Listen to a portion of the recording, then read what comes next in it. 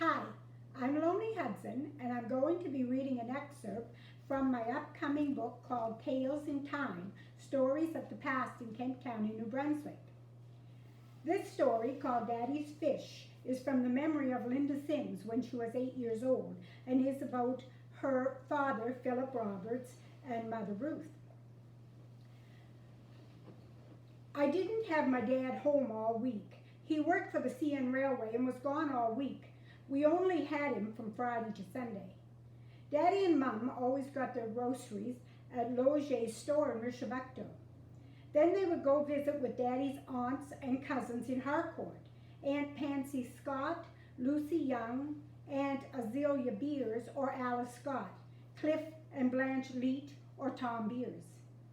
Early one Saturday morning, Dad, Mum, Debbie Thompson, and I went to get the groceries. Dad drove a 1953 Pontiac Panel. Thank heavens it was a long car, for when we went past Reed Pass Fish Market, Daddy glanced in and they were either loading or unloading a large fish onto the platform. Daddy said, "I want that fish." When Daddy said he wanted something, he usually got it. Mum said, "What do you want that fish for?" Daddy said, "I'm going to liven up Harcourt." He turned the car around and went back. Well, I never did find out what he paid for the thing. I don't remember how they got this 8-foot, 500-pound fish in that car.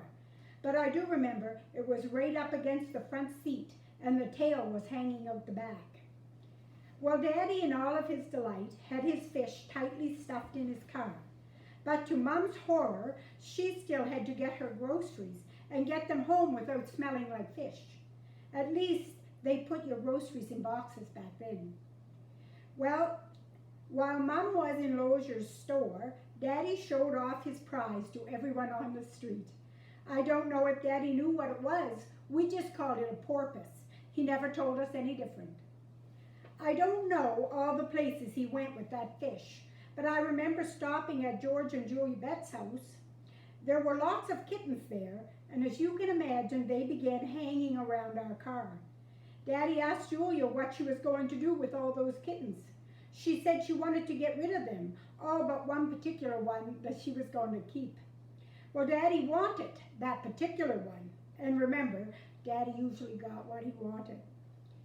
Somehow, when we left George Betts, we had the little fluffy kitten to contend with in our car, along with the porpoise. To this day, I can't remember what happened to the kitten, but I do remember that we hugged it and lugged it around all day with the fish.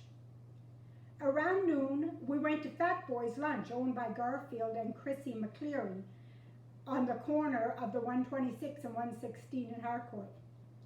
There were 2 old trees there, and someone had set up a set of chain blocks, and they hauled the fish up into the trees. The news went through Harcourt like wildfire. There were people coming from everywhere. Can you imagine a 500-pound fish hanging in a tree alongside of Route 126? I'm surprised it didn't cause an accident. There were cars parked everywhere.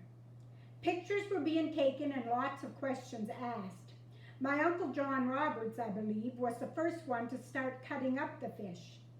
I remember him saying, "Well, it's a fish and I have a big family to feed." He must have borrowed a knife from Chrissy. That knife was kept busy. People from all over Harcourt took turns cutting off slices of that fish. By the afternoon, all that was left was the head, backbone, and tail. Oh, and a very smelly and messy car. I don't remember taking any home, but my brother-in-law Kenneth Thompson says we did, and it was really good. Well, it was quite a day, and true to his word, Daddy definitely did liven up Harcourt. And by the way, the fish was a tuna. For close to 50 years, I thought it really was a porpoise.